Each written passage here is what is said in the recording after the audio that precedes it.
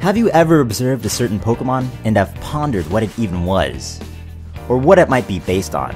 Well, we've all been in these situations before, so I've decided to dedicate minutes upon minutes of study to some of these Pokemon and their real-life counterparts, especially the ones which are heavily influenced by folklore and culture. Welcome to PokeLink. Salutations, everyone.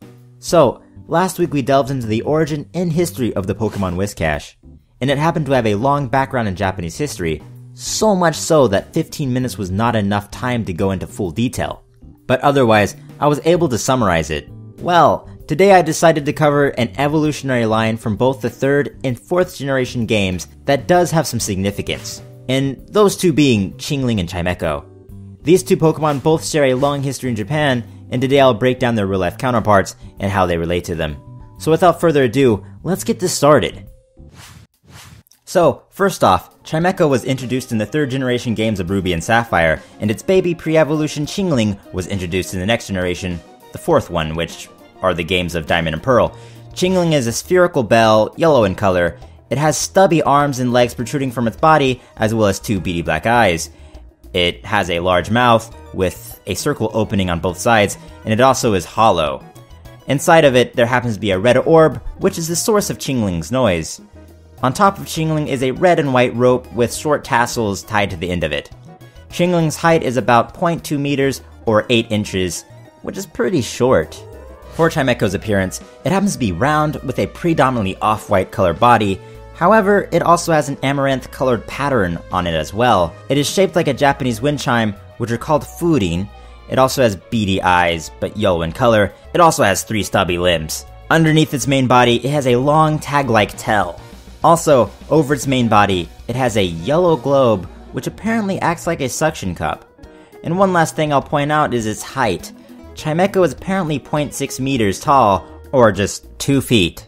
That is a basic summary of the two Pokemon. Now let's delve into a few Pokedex entries for the two. First, let's go over Chingling's Pokedex entries. In Diamond, it states, "It emits cries by agitating an orb at the back of its throat. It moves with flouncing hops." In Pearl, it states, "Each time it hops, it makes a ring sound. It deafens foes by emitting high-frequency cries." In Black and White, it states, "There is an orb inside its mouth. When it hops, the orb bounces all over and makes a ringing sound." Now for a few of Chimecho's Pokedex entries. In Ruby, it states, "Chimecho makes its cry echo inside of its hollow body. When this Pokemon becomes enraged, its cries result in ultrasonic waves that have the power to knock foes flying." In Sapphire, it states, "In high winds, Chimecho cries as it hangs from a tree branch or the eaves of buildings, using suction cups on its head. This Pokemon plucks berries with its long tail and eats them." And lastly, Emerald, it states, "They fly about very actively when the hot season arrives. They communicate among themselves using 7 different and distinguishing cries." Those were a few Pokedex entries for both Pokemon. Now that we went over that, let's go over both Pokemon's Japanese name, then transition to their real-life counterpart. Chingling's Japanese name is Riishan.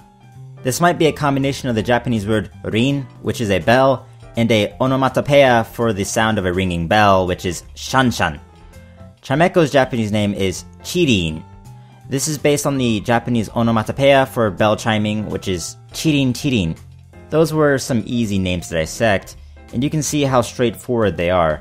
Now, let's transition to their real-life counterparts and their relevance to Japanese history and culture.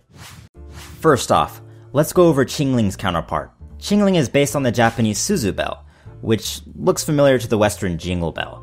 In general, bells have had a long history in Japan, with some of the first being discovered from the prehistoric Jomon era, which ranged from around 10,000 BC to 300 BC. Though unlike most Suzu bells, these old bells, which are called dore, were made out of clay. Scholars weren't sure why they made these type of clay bells, but one theory was that it might have been used to ward off evil. Now transitioning to later periods, possibly around the 6th through 8th centuries, when Japan had imported a lot of techniques and culture from China, similar bells made out of bronze were used for rituals, primarily for the indigenous religion of Shinto. These bronze bells are the Suzu which Chingling is based off of, actually. Now, Suzu are important in Shinto in multiple ways. The Suzu bell is used in prominent ritual dances for the gods, which are referred to as kagura dance. During these performances, the Suzu is played as a bell tree, meaning that there is a handle with multiple bells attached to it. This type of instrument is called a kagura Suzu. Now, another important form of the Suzu takes its place in front of most Japanese shrines. In a larger form, the Suzu bell hangs in front of the main shrine building, with a rope attached to it. It is said that the rings of the Suzu will catch the attention of the enshrined deity. Once one gets the attention of this being, that's when the ringer prays to it. Either way, the Suzu bell in Japanese Shinto apparently gets the attention of the kami, therefore bringing them down among the people to offer them protection. With a long history like that, it explains why the sound of bells in Japanese tradition ward off evil and lends protection to the hearer. One more thing I would like to mention. Remember the part in Pokemon Heart Gold and Soul Silver when the kimono girls summon either Ho-Oh or Lugia? In this, the dancers perform a kagura dance as well as using Suzu to summon either legendary Pokemon. This is based on the same properties of Suzu in Shinto. Now, let's delve into its evolution, Chimecho. As I said earlier, Chimecho is based on the furin, which is the Japanese wind chime.